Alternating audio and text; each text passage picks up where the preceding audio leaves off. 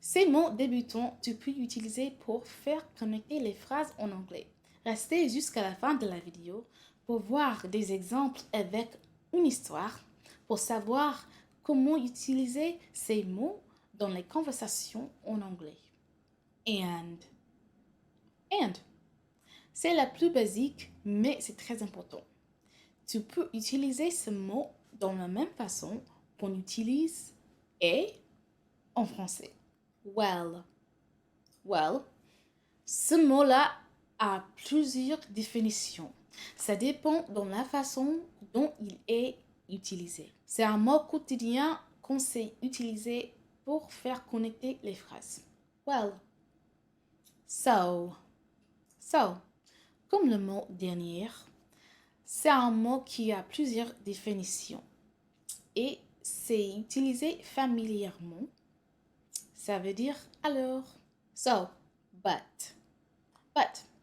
C'est assez simple comme mot pour faire connecter les phrases, mais ne confondre pas ce mot avec but, avec un double T à la fin, parce que ça c'est écrit différemment, mais c'est prononcé dans la même manière.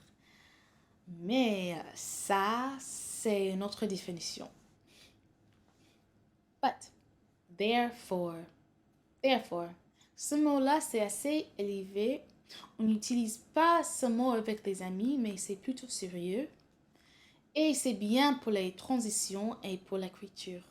Ok, maintenant, je vais vous présenter des exemples avec une histoire.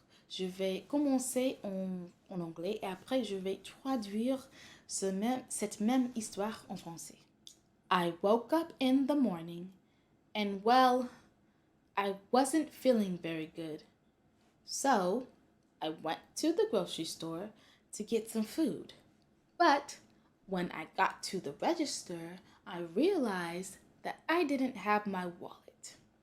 And can you believe it was raining when I stepped outside? But I knew I needed these groceries. Therefore, I walked home in the rain and walked right back to the grocery store. Je me suis relevée au matin, eh bien, je me sentais pas trop bien. Peut-être j'avais faim. Donc, je suis allée au supermarché pour acheter des provisions. Mais quand je suis arrivée à la caisse, j'ai noté que je n'avais pas mon porte-monnaie. Et croyez-vous qu'il pleuvait d'ailleurs? J'étais sûre que j'avais besoin de ces provisions. Alors, je suis retournée chez moi et tout de suite au supermarché.